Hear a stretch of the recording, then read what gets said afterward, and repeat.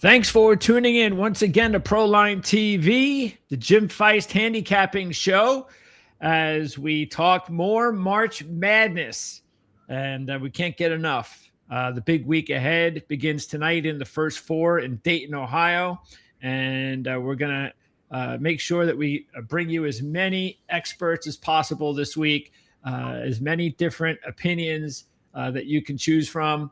And that's why we're going to have another guest on this week's show, Jim. Of course, I'll introduce Jim Feist, host of the show. How's it going, Jim? Yeah, very good. I want to tell everybody that this is the Dom DeMarco show that we usually do on location at the Dom DeMarco restaurant. Best pizza, best Italian food. Albert Scali at the host, great staff. 9785 West Charleston. And we'll be back in the restaurant in August when the NFL starts up again. I want to thank Matt Youmans for taking time out today, because I know he's one of the busiest guys in the world, especially when this kind of stuff's going on every day. Matt, welcome aboard. Thank you. Greg, Jim, it's great to be on the show. I wish we were at Dom DeMarco's. I've got no food in my house, so I could use some pizza for lunch. It sounds good. Hey, man, I've never had a bad meal there.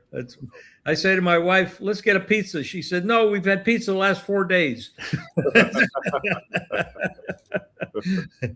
Well, this is a very busy time of the year. We got baseball in a few days. We've got hockey. We've got golf. We got everything. And you cover everything. So that's incredible. But right now, we've got it today.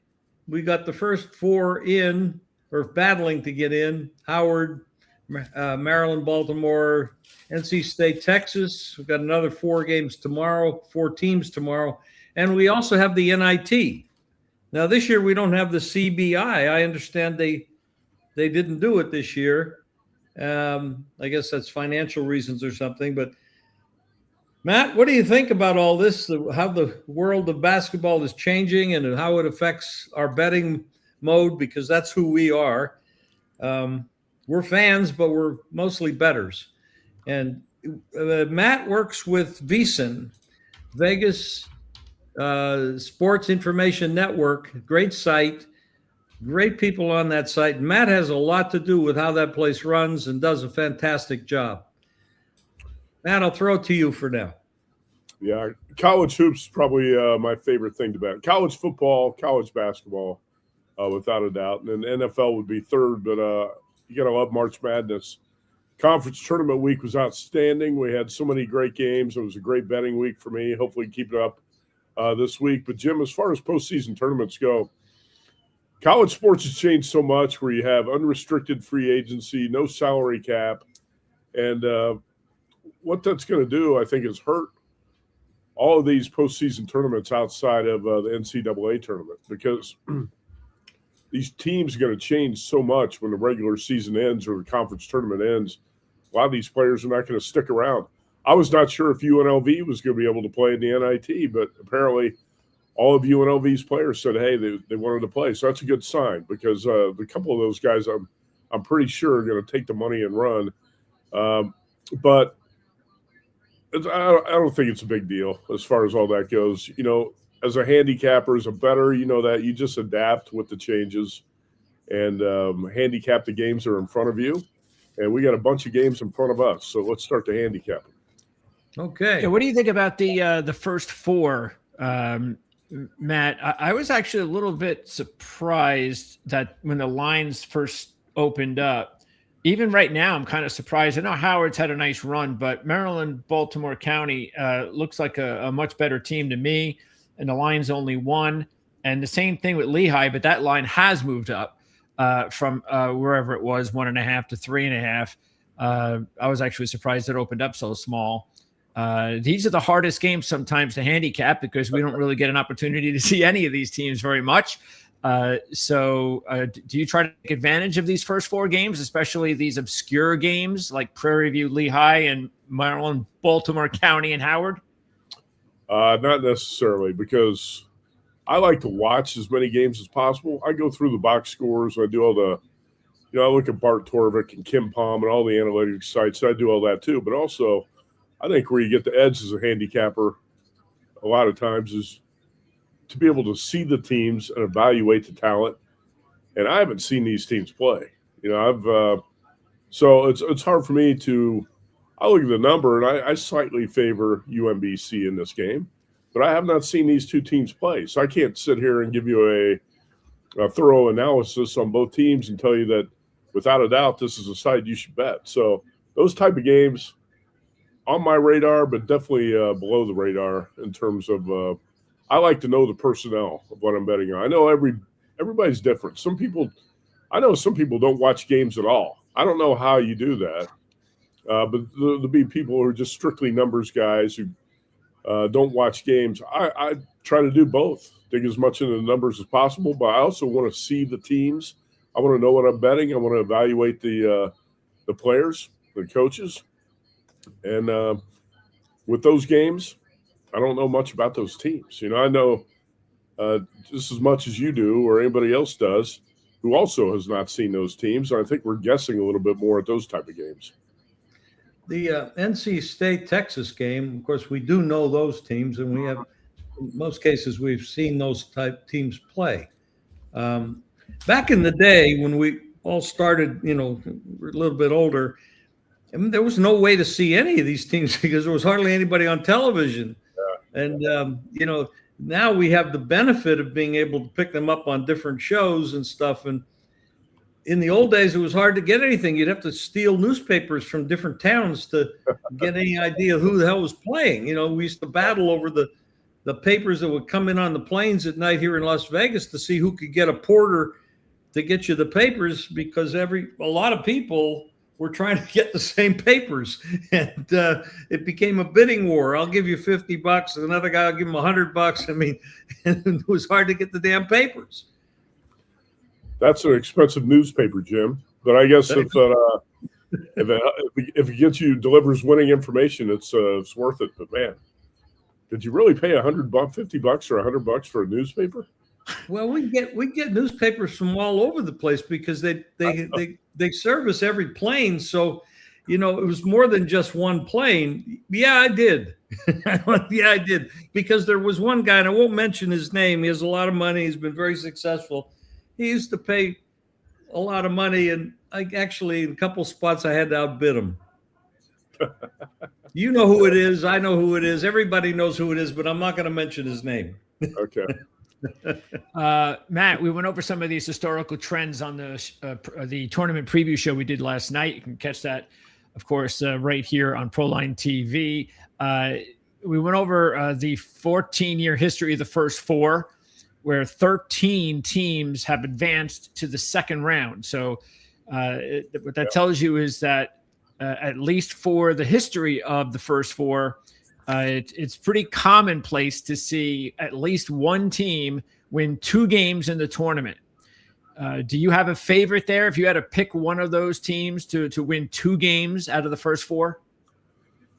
All right. So in the Texas NC State game, I think I lean a little bit to Texas, but this is not a strong play for me. But I will say that whoever wins between the Longhorns and Wolfpack is going to have a great shot to beat BYU in that 6-11 game because it's pretty obvious. You've watched BYU late in the season after Richie Saunders' injury.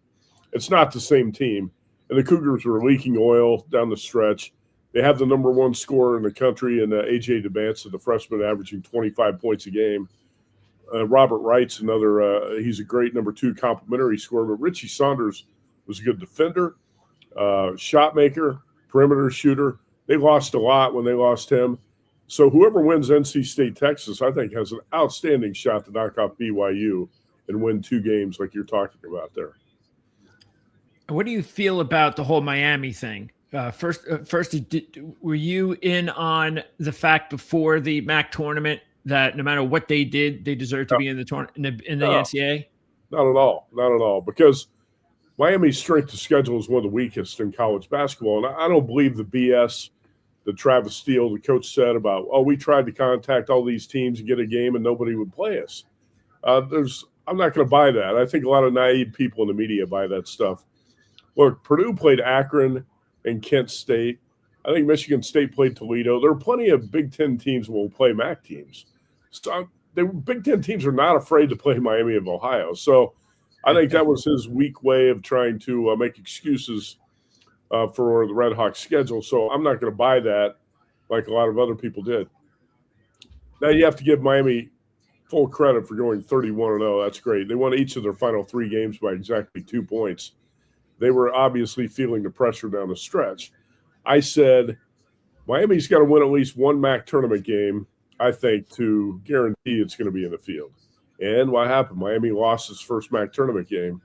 So if the Red Hawks got left out of this thing, I was not going to complain or cry about it because, you know, when the pressure's on in the tournament, you got to be able to beat one MAC opponent.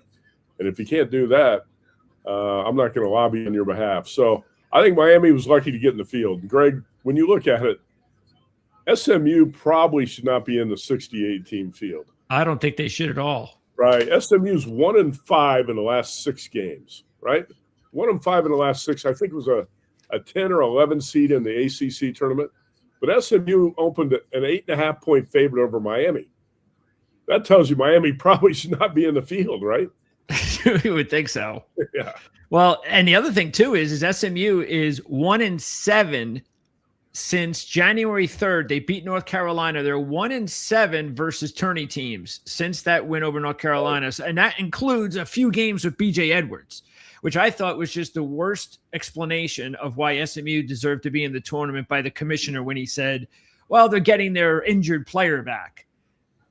I mean, I don't like that either. I agree with you. I thought that was really lame. And I think we're on the same page with this argument because when a team loses that many games down the stretch, you can't just make the excuse, well, they had a player out. There's so many teams that can say that.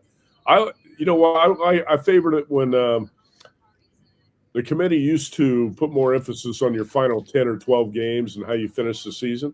And if you look at it that way, how is Oklahoma not in the field ahead of SMU? Yes. Yeah. That's incredible. Actually incredible. Now, Matt, this game opened 8.5 in some spots. I grabbed the 8.5, and I also grabbed the 8. Now, I don't know what the hell I'm doing because I don't know why SMU's there. I don't know if the players come back or have any effect. But I got to give Miami some credit. I mean, 8.5 is too much. Well, I grabbed it. They have a terrible strength of schedule, but damn, like you said, SMU's been terrible. Yeah, I was doing a bracket show at Circa on Sunday night. I had about 100 things going on. I thought that number was too high. And by the time I got on the app to bet it after the show, I got 8. I missed the 8.5, but I have Miami plus 8 here too. I thought I made the number right around 3.5. Now, I might be giving Miami a little bit too much credit here, but Red Hawks are playing in their backyard. They're going to have full support of the crowd. I think the pressure is off them a little bit because they finally lost a game. They're in the tournament. I don't think they're playing with the same pressure they were at the end of the regular season or in that first tournament game.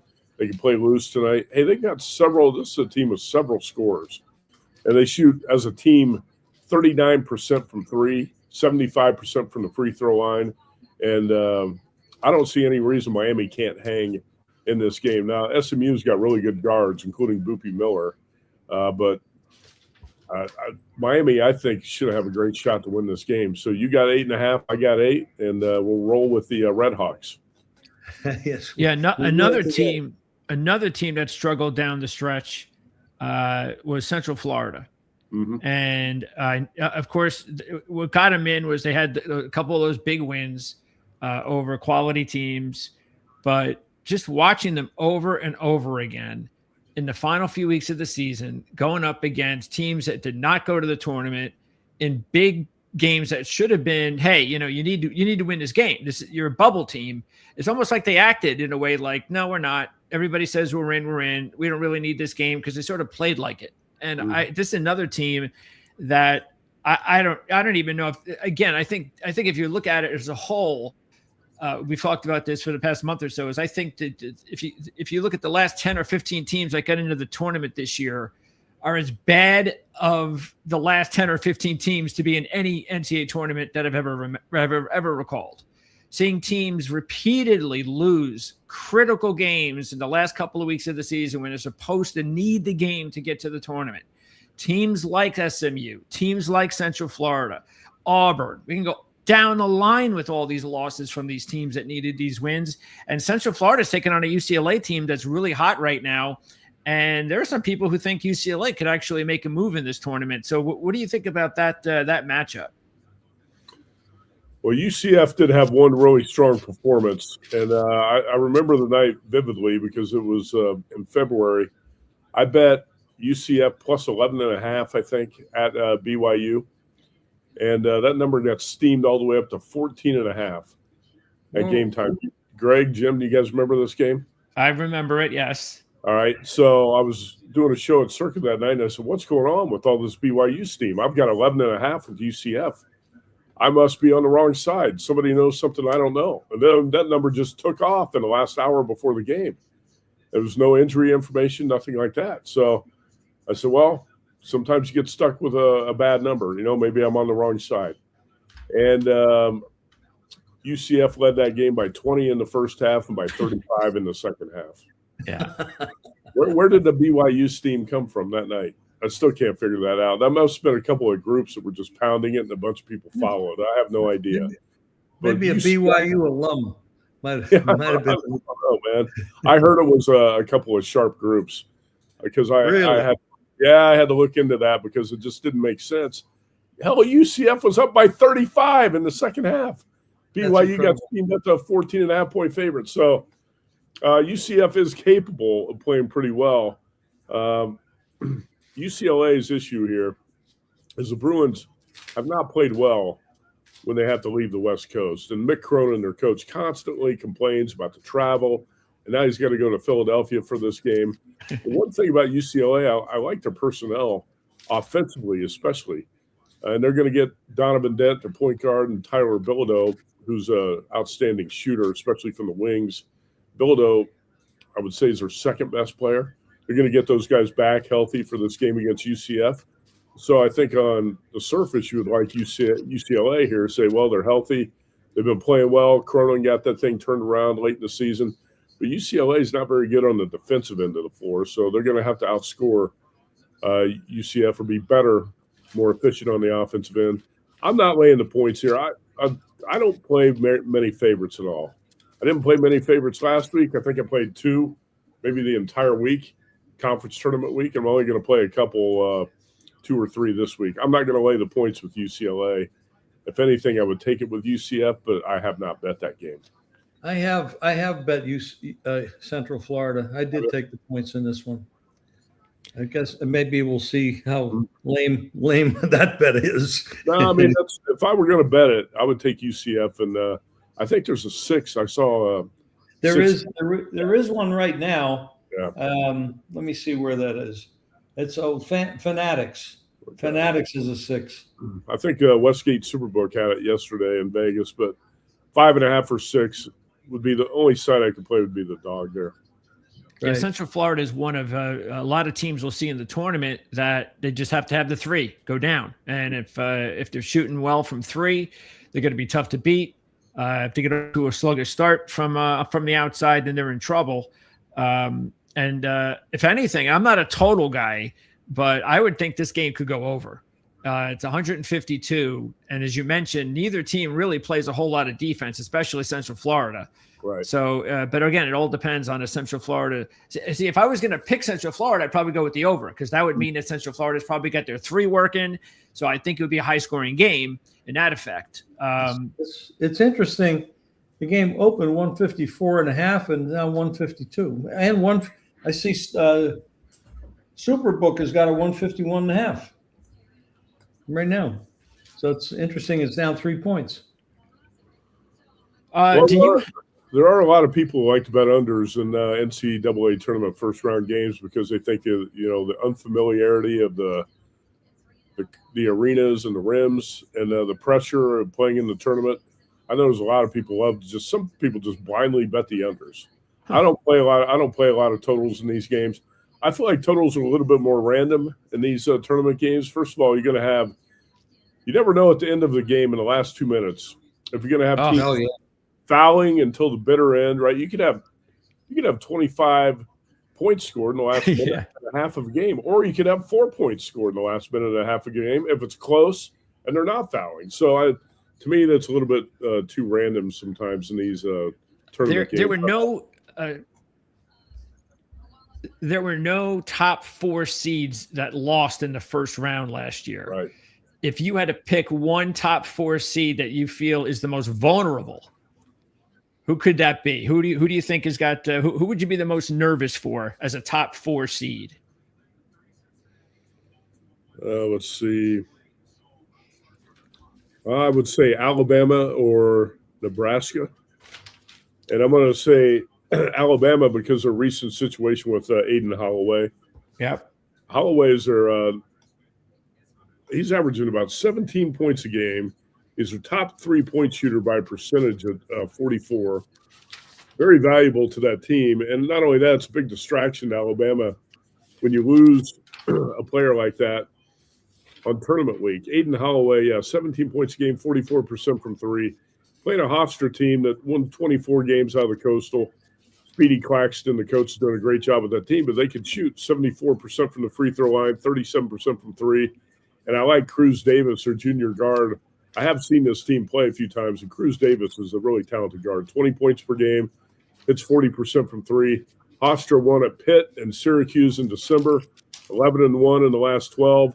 They're going to try to slow the game down on Alabama. And I think Hofstra's got a shot to pull the upset there, especially with the Aiden Holloway situation. The other would be Nebraska, which is 0-9 all time in the NCAA tournament. I do believe the Cornhuskers are going to get the win here. But I also think they're probably going to have to sweat this game out. I played Troy plus 14.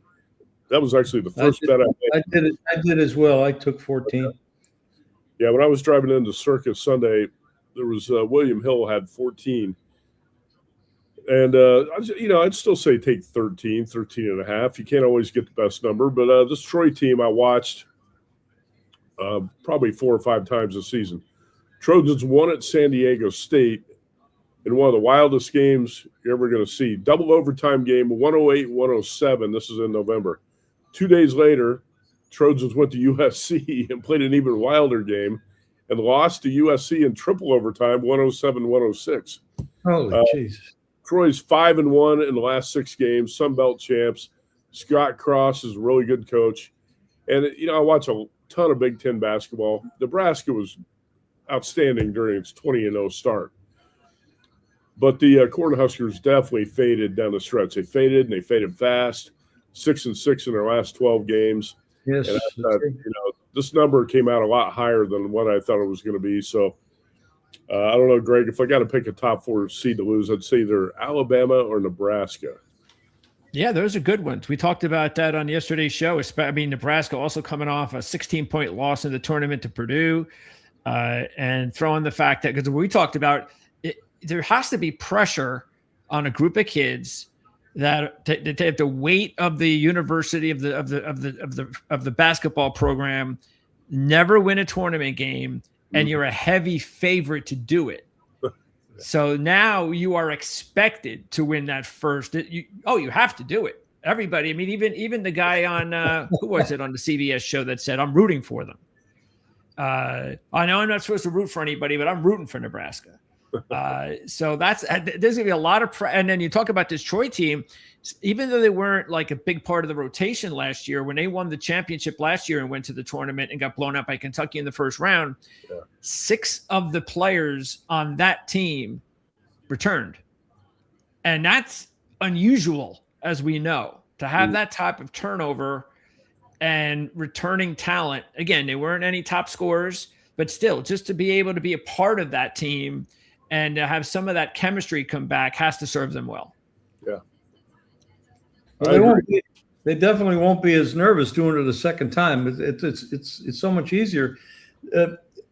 Matt, I personally, I'm not enamored with the Dogs like I used to be, because I think so many of the players have gone up to the top teams because of the money.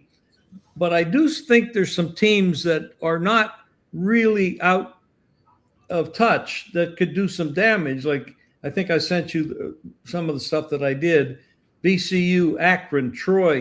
We talked UCF, Santa Clara, Iowa State, South Florida. I think these teams can make some noise at least in the first round. Yeah, South Florida is one I'm on too. I got South Florida plus 5.5 against Louisville. I like this Bulls team actually since they lost to Alabama in mid-December. South Florida is 19-3. 2 of the losses in overtime, and another loss by 1 point. And a team with an 11-game win streak. They're strong inside and out, 5 double-figure scores. And Louisville has not been very good away from home this season. I looked at the home road charts. Who's best away from home. Purdue is one of the best teams in college basketball away from home. Louisville is one of the worst. I thought South Florida plus 5.5 was worth a play there too. Yeah, I was looking. I like to take a look at all the experts, CBS, ESPN. I just want to see if there's a consensus, especially on the double-digit seeds, the long shots. And I have to tell you, everybody's on South Florida. It's so amazing that it's for an 11 seed. It's like every single bracket I'm looking at, South Florida, South Florida, South Florida, South Florida. And that kind of makes me nervous. Doesn't it make you nervous as a handicapper when everybody's on the same long shot? It's almost like they're an 11 seed. They're a 5-point dog to a 6 seed. Why does everybody want on them? Well, you know what? I say that in the NFL all the time. You never want to be on the public dogs in the NFL. And I call them the hot dogs. I don't want to be on the hot dogs in the tournament. I'll tell you which dog I'm hearing the most this week. I heard it right after the selection show. I had guys text me, I love this dog. I've probably heard it from 5 or 10 different people. Akron. Everybody's on Akron. And that's why I have not bet Akron. I got it on my list, but I haven't played it because I think it's too hot of a dog. Well, I'm on some of those hot dogs, I'll tell you. I've got some of them, and let's hope some of them can actually put a little mustard on them and actually win.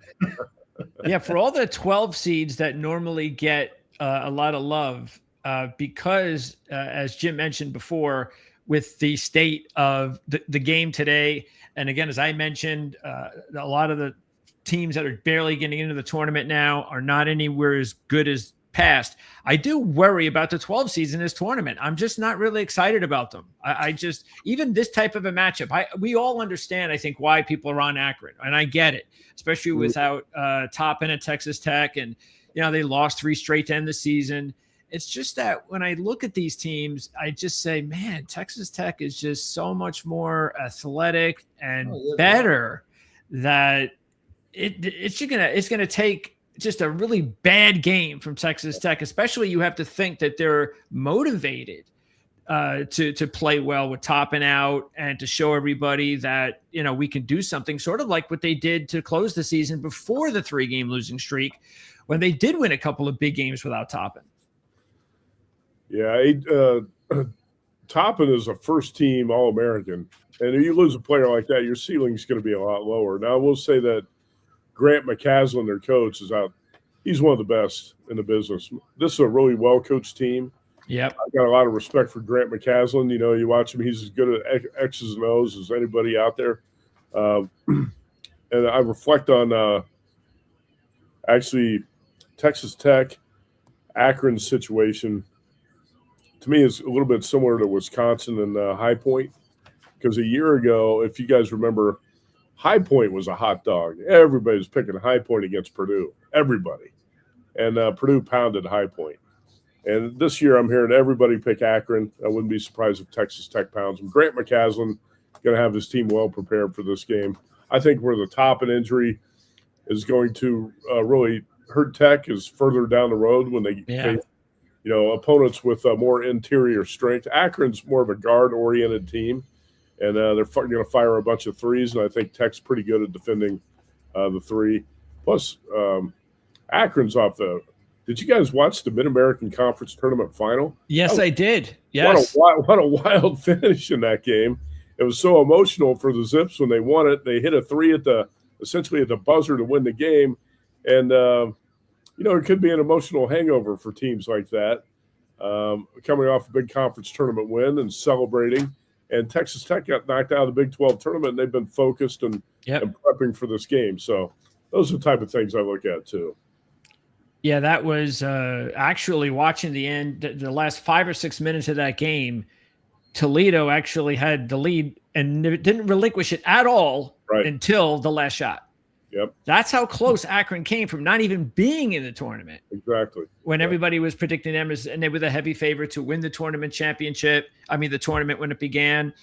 So they came that close to not even getting there, which is, again, why I think it's a little unusual that everybody is on them. But I do understand it. So if you have to pick a 12 seed, again, I don't really have any 12s that I'm enamored with. Northern Iowa, McNeese, Akron, and High Point. Would you pick one out of those 12 seeds that you would, if you had to pick one, who would it be? I'm not going to pick any of them. Okay. I did bet one. I played Northern Iowa plus 11. Okay. And I've got St. John's in the Final Four in my bracket. I wanted to pick somebody to beat Duke. I just don't like. I'm not crazy about the way Duke's playing, and since they lost their point guard, they had Cameron Boozer bringing the ball up the floor against Virginia, and I didn't think Boozer was playing that great. And I'm not sure Duke's going to be able to survive an off game by Boozer if it gets that. And St. John's, I would say this: defense, rebounding, and toughness travel. You're going to have that. St. John's has all three of those things. 3-point shooting, you don't know if that's going to travel. You don't know if you're going to have it or not. And the Johnnies don't rely too much on the three. What's interesting about this Northern Iowa St. John's game, it's going to be ugly. It's going to be a grinder. Before the draw, I had circled Northern Iowa as a team that was going to be a bet-on team for me. But I'm also higher than most on St. John's. So the Panthers win the Missouri Valley. You look at this team, really well-coached team again. Tough. They played a slow pace. If you look at Ken Palm, Northern Iowa's 24th in defensive efficiency and numbers 363 out of 365 in tempo. So they defend, they play slow, and what do you want from an underdog that's trying to pull an upset? You want to reduce possessions and shorten the game. So I think St. John's is going to win this, but I also think it's going to be a sweat. So I took the 11 with Northern Iowa. But no, I don't see a 12 seed where I'm going to say, that's an upset pick. I think the 12 is going to beat the 5. Obviously, everyone's looking at High Point, thinking that Wisconsin's probably going to have some 3-point shooting regression off that Big Ten tournament. A lot of people talking about Akron. I don't like McNeese against Vandy, and I like Northern Iowa, but I want the points. I don't think they pull the upset. This is this is the most exciting time. It's just absolutely awesome. So excited to be at this point. It's so much better than anything else that I know in sports. I love this time. Love it. I mentioned the 12 seeds. The 11 seeds are even better, as they should be. It's an 11, not a 12. But the percentages are a lot higher for 11 seeds recently, beating the. Actually, if you take a look at what are they, the 11 seed prediction percentage. 6 against the 6, yeah. Let's see, is 56%. 11 seeds have won 23 of the last 41 against 6 seeds. Wow. So, and that was 3-1 last year. No, 3-1 in 2024. So 11 seeds have actually been really good. Mm-hmm. Now we move up a seed. Are there any of these 11 seeds that you would go with the most? Of course, you mentioned South Florida, so that has to be one of them. VCU is another hot team that everybody seems to be on. And then we've got the Texas NC State winner and the Miami of Ohio SMU winner. So would it be VCU and USF? Because I think if I asked that question to 10 people, I think they 9 of them would say that. I think VCU can win 2 games in a row. Mm-hmm. Yeah, I think South Florida and VCU can definitely win 2 games in a row. Yeah, that means I'm jinxing them. You know what? The 11. I give all the 11 seeds a pretty good shot to pull. Yeah, an upset. South Florida, we just talked about that one.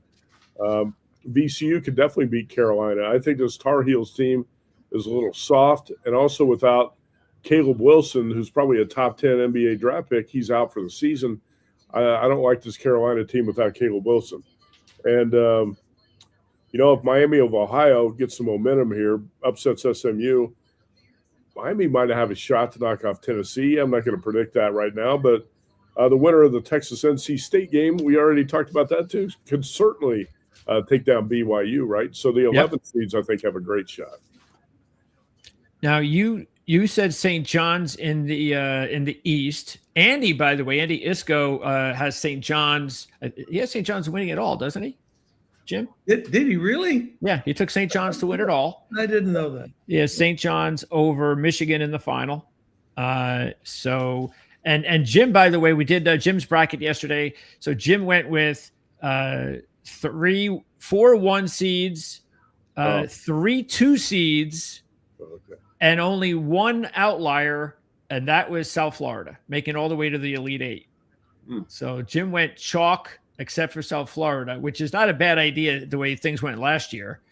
You mentioned Duke, Matt. So what about the rest of your bracket? Have you released that yet? Oh, yeah. I did the bracket last night. Let me look at it real quick. I've got St. John's, Houston, Arizona, and Michigan. I went with 2 number 1 seeds. I've got Arizona beating Purdue in the West Final, Michigan beating Iowa State in the Midwest Final, Houston over Florida, and St. John's over UConn. Those are my regional finals. And Houston, the runner-up for the second year in a row. To Michigan. Oh, wow. I've got Michigan winning the whole thing. But the Big Ten has not won this thing since 2000. Obviously, everybody knows that. Tom Izzo, coach of Spartans. I was at that game in Indianapolis, actually. Big Ten is 0-8 in NCAA title games since then, the last time being Purdue losing to UConn a couple of years ago. I think the Big Ten's got some shots here, with obviously with Michigan, with Purdue, with Illinois. Some would say Michigan State. So I decided a couple weeks ago that Michigan was going to be my team to win it. And then they had the LJ Kaysen injury. The backup point guard went down. I think that definitely hurts the Wolverines. They have not been playing that well. They're certainly not peaking. You guys remember how well Michigan played early in the season when they beat San Diego State by 30? They were killers. By 40. Yeah, they won 3 consecutive games in Vegas by 30, 40, and 40 or something like that. Gonzaga, Auburn. Yeah. San Diego State, Gonzaga, Auburn. 3 days in a row, just destroyed all 3 teams. And really played, I would say, at a high level until the end of the Big Ten regular season. I think the season wore them down a little bit, and then they lost their backup point guard, who was a valuable part of the team. It's not, man, you think about it, 19-1 in the Big Ten, 10-0 on the road. That's pretty damn impressive. Yes. Yeah.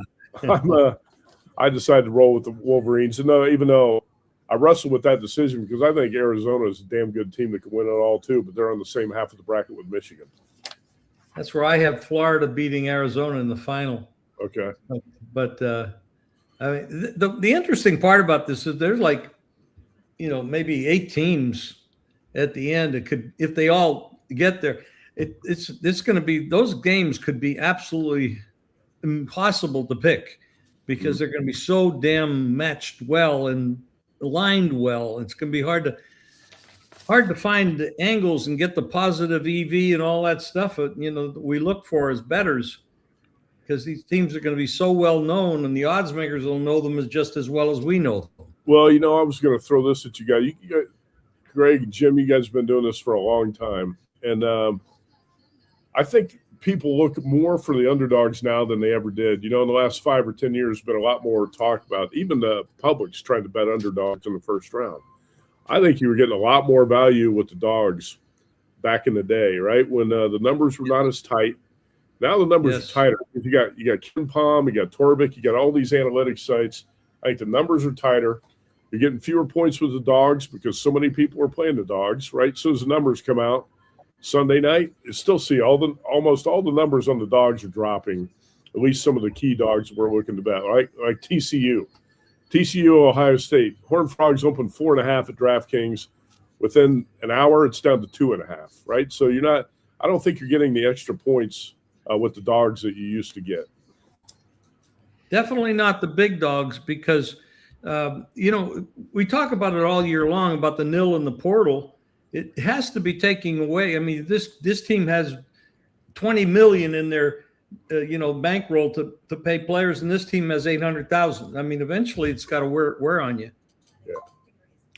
So your best valued play as far as a championship future sounds like to me would be St. John's. They're 75-1 to win the national championship, if you can believe that. I can believe it. Actually, about a month ago at Circa, I bet St. John's at 90-1. Did you think that was at the time when you took it? Didn't you think, oh, glad I got it 90-1 now because that'll be cut in half as long as they keep playing well? Yeah, I did. And I'm surprised it's as high as it is now. But I also thought St. John's is going to be better than a 5 seed. I thought, a team that UConn is a 2 seed. Yeah. St. John's beat UConn 2 out of 3 times. St. John's gets a 5. And they blew them out. Yeah, in the championship game. Yeah. UConn looks horrible. I mean, I don't know, 5 of the last 6 games, they're so questionable. I mean, I think it's like 5 or 6. But, yeah, I don't understand that. Well, it's based off early season results, right? Because UConn had better non-conference wins in November and December. And that's why I think the seeding process is wrong. I care more about, as a handicapper, that's fine. I care more about how teams are playing in February and early March than I do the wins they picked up in November. Look, Purdue beat Texas Tech. I was at the game in the Bahamas. Purdue beat Texas Tech by 30 in November. If Texas Tech were at full strength now, there's no way that would be a 30-point game. I don't think it means all that much. How teams play in November and December doesn't really matter to me, but the committee seeds them that way, right? If you look, St. John's had 5 key non-conference games, I think lost 4 of them. Yeah. A couple of them went down to the wire. So St. John's drops to the 5 line, and UConn's on the 2 line. But it doesn't make sense, but whatever. That's the committee's going to screw things up every year. I just think there should be more of an emphasis on how teams play late. I don't know how UConn can be a 2, and I don't have a problem with UConn being 2, but how can UConn be 2 and St. John's 5? And St. John's just won the Big East regular season and tournament and pounded UConn, and now has to go to San Diego to play. It doesn't make sense. Well, you hit it. UConn's got those big November wins, right? And St. John's has big November losses, right? Yeah, but that's it. That's the only reason to think about it. It's like in football. You can't pick the Super Bowl winner in September. You got to look at how they're doing in December and January with who's hot, who's healthy, et cetera, et cetera. You can't. It's crazy. I don't. If you guys remember, I know you guys remember. Hey, the Raiders beat the Patriots on the road in Week 1. Nobody cared about that by the time we got to December, right? You're right. You're right. Well, the committee actually didn't have as big, in my mind, didn't have as big of a black eye as the college football committee did this season. And I think one of these years, and I think the word is these guys really should stop interviewing on these ESPN poll shows. Oh yeah. So early in the process, because it doesn't them absolutely no good. Because people remember what they say, and they make them pay for it later on. Because the whole Notre Dame thing was really, really a big black eye in my mind to the committee. But again, like you said, it happens every year in both college football and college basketball when they have these committees. Mm-hmm. Well, I don't think they care as much about getting it right as they do about TV ratings.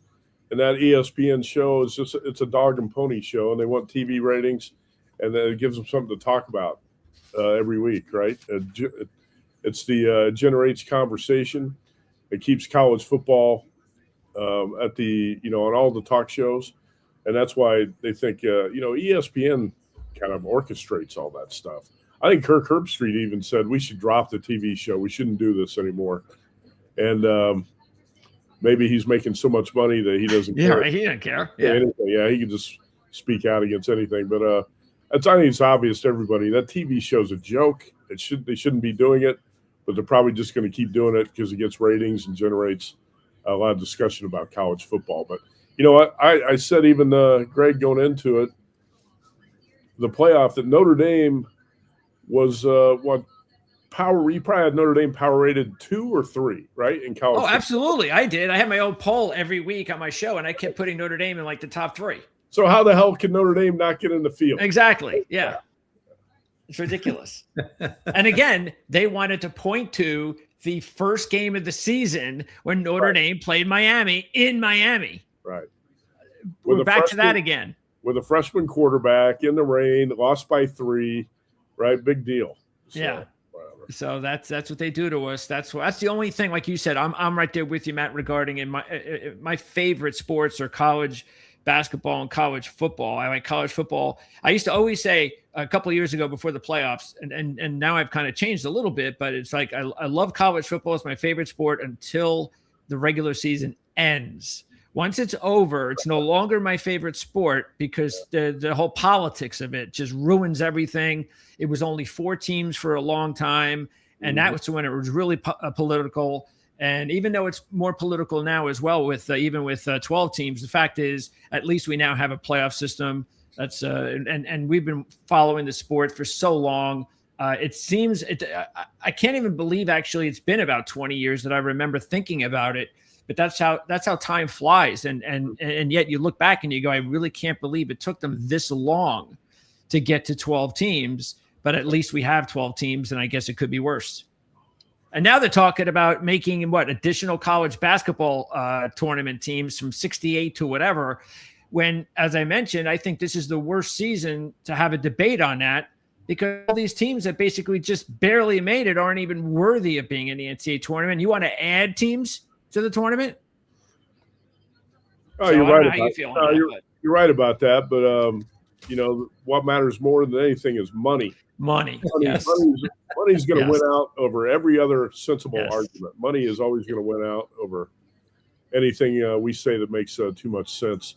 I would say if you're going to expand the tournament, do it with the first 4 games in Dayton. Maybe make it a first 8 sort of situation.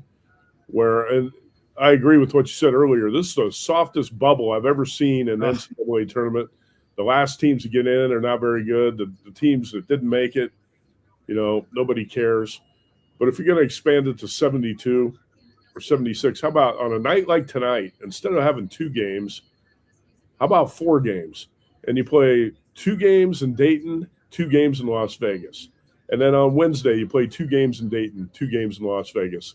And do something like that where you expand the field to 72 or maybe even get it to 76. Go no higher than 76. But if you have to expand it, how about 4 games tonight and 4 games tomorrow in Dayton and Vegas? I think that would actually be a good idea. Hey, I got a question for you. I love that idea. The teams that lose in these play-in games, could they get invited to the NIT? Well, I mean, that would be up to the NIT's discretion if they wanted to do that, right? I guess. Well, here, my point is this. The point is everybody wants to win a championship. These teams that are playing tonight and tomorrow, they know they can't win this damn thing. But if they got into the NIT and they got hot a couple times, they could make the Final Four, et cetera, where they have absolutely no chance in this situation here in the 68. Oh, that would be fine with me if you did it that way. I mean, I think that'd be another way to improve the offseason or postseason. I believe. So I played high school basketball in Indiana, and it was 1-class basketball at that time. And the smallest schools in the state had to play against the biggest schools in the state. And if you won your sectional, you felt like you won a state championship if you were at a small school. I kind of compare that to the NCAA tournament here. These little schools are playing in the first 4 or, the double-digit seeds. If they win 1 game, that's a huge accomplishment for them. Obviously, they know they're not going to win the national title, but to them, winning 1 game is like winning a championship. So that's the way I look at it with those teams, right? The teams that win tonight are going to feel like they've already won. Yeah. So it sounds like you when you were playing high school ball. When was the when was the story of Hoosiers, the true story of Hoosiers going on? Was that pre or post? I don't want to outdate your age. So no, that's okay. I'm over 50 now, but I actually, our high school basketball team got approached by the producers of the movie Hoosiers, and they needed players for the opposing teams. And they asked us if we wanted to play for some of the opposing teams. But the part of the deal was we had to shave our heads, right? Because it was going to be 1950s look. And there was only 2 guys on our team that said, yeah, they would do it. And they shaved their head and they were in the movie. I didn't do it. Wow. Of course, at the time, we had no idea that Hoosiers was going to turn out to be an iconic movie. Right? They said, hey, we're coming to make this movie about high school basketball. You got to shave your head. And they're like, nah, no thanks. If I had known the movie was going to be that big, I would have done it. Right. Yeah, it was incredible. What an incredible success story on a low budget film. It's unbelievable. Right. All right. So anyway, this was great, Matt. We really appreciate you taking your time out. So what's going on over at VSiN? I'm assuming they're going to be a bunch of handicappers talking college basketball like crazy for the next few weeks. No question. Like Jim was saying, this is my favorite week of the year. We did a 4-hour show last night, and it flew by. Right, we got so many games to talk about. It's just you love doing shows this time of year. So VSiN, for those who don't know, it's 24/7, and it's TV, radio, national TV radio network. It's kind of like the ESPN of sports betting without all the nonsense that you get on ESPN. And we are our website, vsin.com. You're going to get plenty of handicapping columns, picks. Everybody who's a guest, like Jim Feist was part of the Circa Friday Football Invitational. Everybody who's on the network as a guest gives out best bets. They're all logged on the websites. You can track everybody's plays, and I think it's a valuable resource for a lot of people. So, yeah, you can catch it on the local radio in Vegas or Sirius XM, or on the VSiN Watch app, or you can watch on YouTube TV. But this is like I say, a great time of year in March. We have round-the-clock programming on all these games. So, hey, it was great to be on with you guys today. I really appreciate it. Well, we appreciate you coming on. I know how busy you are. I have to say this, that Matt has really helped Albert Scalliot, myself, get the guests for our show at the restaurant, because we don't know all the people and Matt knows everybody. And VSiN, as far as VSiN's concerned, I read everything they have. I listen to most of the shows. I can't stay up 24 hours a day to listen to it, and they have this replay mode. You can go in back, listen to old shows and that have passed and you weren't able to listen to. So it's a great site, and I recommend highly you check it out. And you guys will probably see each other before you know it back at Dom DeMarco's in August. I think that's when you're going to return. Yes. Well, I was going to say, we might have to go out there for lunch pretty soon, Jim. As soon as the madness is over, we're going to have to meet out there for lunch. I can't wait until August to go back to it's my turn to buy you lunch. Okay. If your mom and dad come, we buy them lunch too. I love his mom and dad. They show up to the shows a lot. All right. That's going to wrap it up. We'll see everybody tomorrow at 1:00 Eastern, 10 Pacific for the Playbook ATS podcast. We get to hear what Mark Lawrence has to say. Link in the description of this video for Mark's Playbook March Madness newsletter. He's got some really awesome information there, as always, that'll help you fill out your bracket and also make some money during the next couple of weeks. So that's going to do it. And, of course, we'll be back again next week for an all-new show. So, Jim, as always. If you're in Las Vegas, make sure you go to 9785 West Charleston to Dom DeMarco's for the best Italian food in the town. That's it. And that'll wrap it up. Thanks once again, Matt. Appreciate it. Best of luck during the tournament. You bet. You, all right. We'll see everybody next